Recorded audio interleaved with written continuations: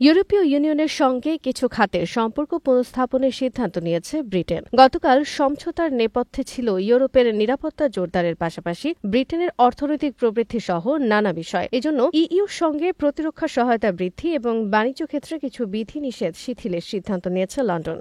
প্রভাবশালী ব্রিটিশ গণমাধ্যম এ খবর জানিয়েছে। তবে ইইউর সঙ্গে ঘনিষ্ঠতাকে প্রভাবশালী ব্রিটিশ রাজনীতিবিদ নাইজেল ফারাজ সহ অনেকেই ভালোভাবে নেননি। ব্রিটিশ প্রধানমন্ত্রী কিয়ার স্টারমারের সিদ্ধান্তকে বিশ্বাসঘাতকতা হিসেবে দেখছেন তারা। তবে স্টারমার মনে করেন ব্রিটিশ পর্যটকরা যখন ইউরোপে সহজতর প্রবেশাধিকার পাবেন এবং ব্রিটেনের বাণিজ্যের পথ আরও সুগম হবে, বিশ্বাসঘাতকতার তথাকথিত এসব অভিযোগ তখন হাওয়ায় মিলিয়ে যাবে। তবে ইইউর সঙ্গে ব্রিটেনের মাছ ধরার অধিকার সহ একাধিক সংবেদনশীল বিষয় উত্থাপিত হয়েছে এই চুক্তিতে, যা নিয়ে আরও আলোচনার প্রয়োজন হতে পারে এবং সেগুলো স্টারমারের জন্য রাজনৈতিক ঝুঁকি তৈরি করতে পারে। বিশেষজ্ঞরা মনে করছেন মার্কিন প্রেসিডেন্ট ডোনাল্ড ট্রাম্পের দেখানো পথ ধরেই ইইউর সঙ্গে সম্পর্ক পুনঃস্থাপনের উদ্যোগ নিয়েছে ব্রিটেন। ট্রাম্প ক্ষমতায় আসার পর থেকেই বিশ্বযুদ্ধ পরবর্তী আন্তর্জাতিক ব্যবস্থাকে চ্যালেঞ্জ করেছেন। ফলে বৈশ্বিক শক্তিগুলো তথাকথিত শত্রু মিত্র সম্পর্কে বাইরে এসে বাণিজ্য, প্রতিরক্ষা ও নিরাপত্তা নিয়ে নতুনভাবে সবকিছু বিবেচনা করতে শুরু করেছে।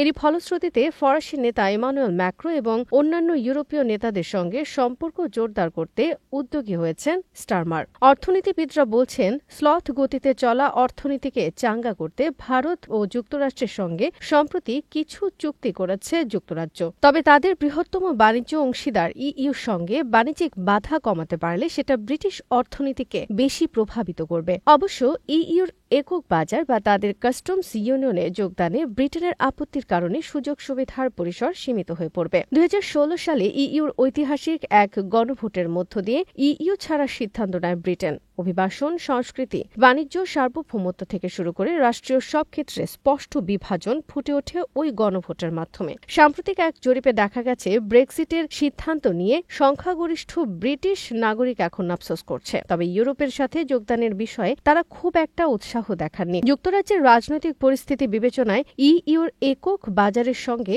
একীভূত হওয়ার পরিবর্তে বাণিজ্যিক কিছু খাতে সমঝোতার দিকে মনোযোগ দিয়েছেন স্টারমার। ব্রিটেনে বসবাসরত এক বাংলাদেশি বলেন, একসময় ইইউ ছাড়ল, এখন আবার কাছে যেতে চাচ্ছে।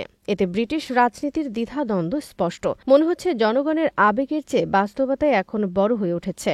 যদি ইউরোপে ব্রিটিশ ভিসা নিয়ে চলাচল সহজ হয়, তাহলে সেটি বাংলাদেশি বংশোদ্ভূত ব্রিটিশ নাগরিকদের জন্য উপকারী হবে। অনেকে পরিবারের সঙ্গে ইউরোপ ঘুরতে চান, সেটা সহজ হবে।